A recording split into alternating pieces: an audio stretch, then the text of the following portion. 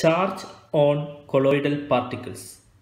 Colloidal particles or colloidal solutions always carry an electric charge. It may be either positive or negative. We can understand the topic charge on colloidal particles from the following examples. Let's see the examples. The first example, add silver nitrate into potassium iodide solution. Can you predict the reaction? AgNO3 plus potassium iodide gives what? K and NO3 will react, then Ag and I, then we will get silver iodide plus potassium nitrite. Here silver iodide is a precipitate. Silver iodide is precipitate. Potassium nitrate is dissolved in solution. So after adding AgNO3 and potassium iodide in beaker, you will get a precipitate of silver iodide. Silver iodide. After the formation of precipitate, after this precipitate, the silver iodide will adsorb I minus from the solution. Here potassium iodide is dissociated into potassium plus and I minus. Like this, many ions are in the solution, potassium plus I minus. So silver iodide will adsorb this I minus on its surface. I minus will adsorb on silver iodide. So all I minus will adsorb over silver iodide. So picture will come like this. Silver iodide adsorb I minus on its surface. And remaining I minus on surface, a remaining part of solution is what? K plus, potassium plus. Why silver iodide adsorb I minus? Because in precipitate and solution the common ion is iodine. The precipitate silver iodide, iodine is present. In solution also the common ion is iodine. So always remember that the precipitate will adsorb the common ion present in the solution. Instead of this, if silver is present in the solution, AgI will adsorb silver. But here potassium iodide dissociated to form I minus. So I minus is present in the solution. So AgI will adsorb I minus. Now what will happen to the precipitate?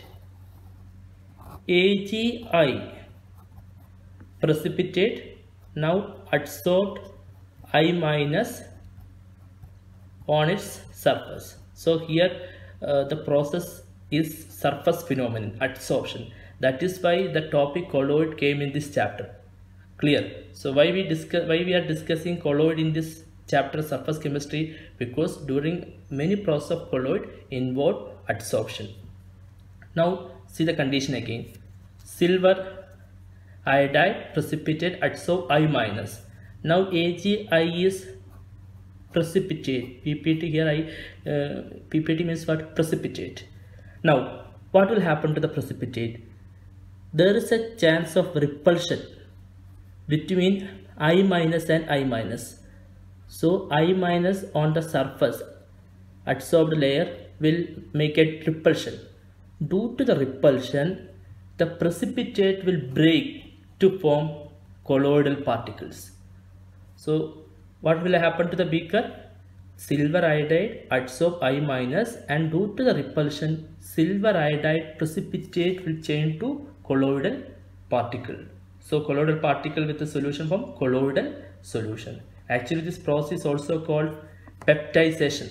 Did you remember this point? Peptidization. I mentioned this topic in the last section, peptidization. So what is peptidization? Conversion of precipitate into colloid is called precipitate by addition of electrolyte. What is the electrolyte here? Potassium iodide. So silver iodide precipitate changed into colloid due to the repulsion of I minus, precipitate break down to form colloidal particles. So colloidal particles with the dispersion medium form colloid. Okay. Now the question is, what is the charge of resultant colloid? The charge of colloid after all this process,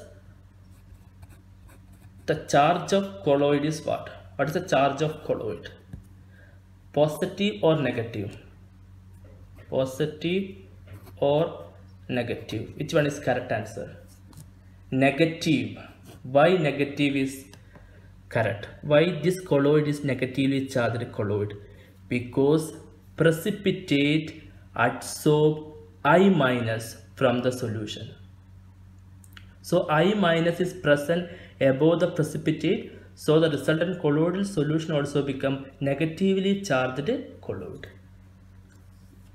So from this example it's very clear, the charge on colloid depends upon the preferential adsorption of ions from the solution.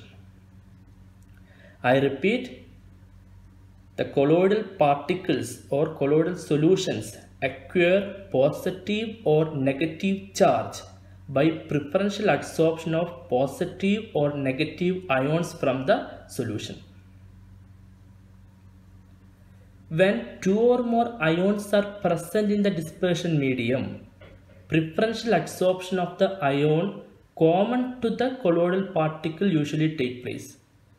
That is, here silver iodide adsorb I minus, negatively charged I minus. Why? Because in precipitate and solution I minus is common.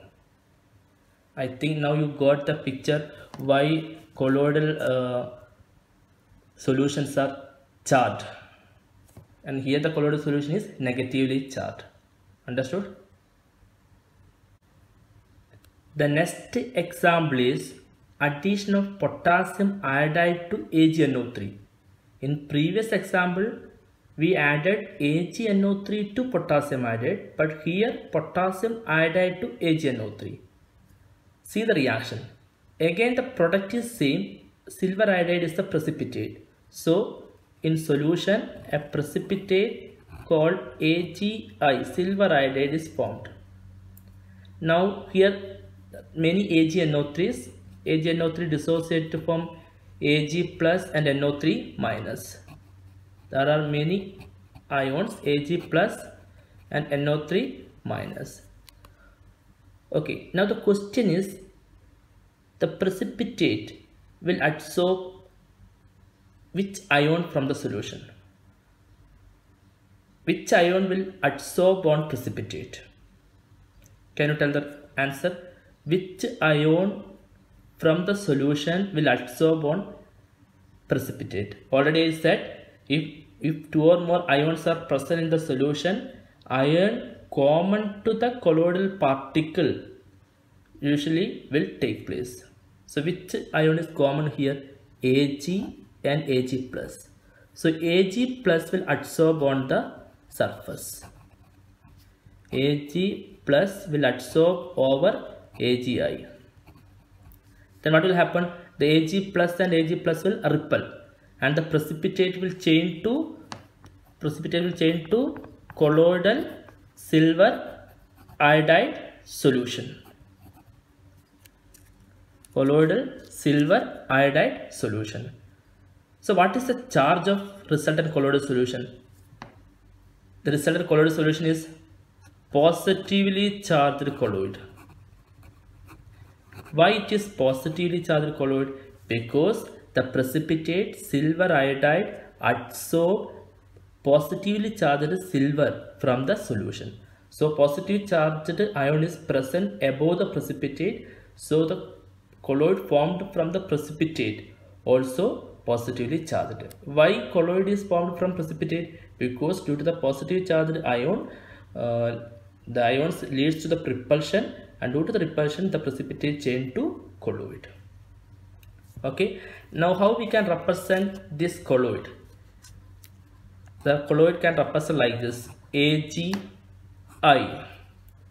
bar Ag plus, because colloid is positively charged colloid. In previous example we added AgNO3 to potassium iodide. How we can represent that colloid? AgI. That colloid is negatively charged colloid. Why it is negatively charged colloid? Because it absorbs I minus from the solution. So we can represent like this. So this one is positively charged colloid, this one is negatively charged colloid. So it's very clear the charge on colloidal particles depends on the preferential adsorption of ions from the solution. Helmholtz electrical double layer. This topic also related with the charge on colloidal particle. Let's take the previous example. In previous example, we added potassium iodide into silver nitrate solution. And after the reaction, in beaker, we will get a positively charged colloid because the precipitate adsorb silver ion from the solution. So preferential adsorption of Ag plus ion takes place in the beaker. Due to this positive ion above the precipitate, the colloidal solution, resultant colloidal solution formed from precipitate become positively charged colloid. Now see this layer. Here all positive charge is surrounded above the precipitate, and this layer is fixed layer. Okay, this layer of silver ions are fixed layer. Fixed layer. Now you can see one more layer, NO3 minus from the solution, but these ions are not fixed, they are completely mobile. So this ions layer is called mobile layer, or another name is diffused layer. So here you can see two layers, fixed layer and mobile layer. So this arrangement is called Helmholtz electrical double layer. Double layer indicate what? Two layers, and one layer is fixed layer, another is diffused layer. Zeta potential. The potential difference between the fixed layer and diffused layer of opposite charges is called zeta potential. Let's see the picture. Here silver ions are fixed layer, NO3 minus from the solution is mobile layer. So always these two charge separation produce a potential difference, and this potential difference between fixed layer and mobile layer of a colloidal solution is called zeta potential. Stability of colloids. The presence of equal and similar charges on colloidal particles is largely responsible for the stability of colloidal solution. Here silver ions, there are many silver ions on the precipitate AgI. So due to this repulsion, silver iodide precipitate will easily change to colloidal solution. So this repulsion will provide stability to colloidal solution. When the repulsion reduces, what will happen? The colloids will change back to the precipitate. So the similar charges present on the colloidal particles give stability to the colloid. The repulsive forces between charged particles prevent them from coagulating. What is by coagulation? What is coagulation? Coagulation is just opposite of peptidization. Peptidization is conversion of precipitate into colloid, but coagulation is conversion of colloids into precipitate. If this repulsive forces reduce, what will happen? Colloids will change again into precipitate. Clear? This is about stability of colloids.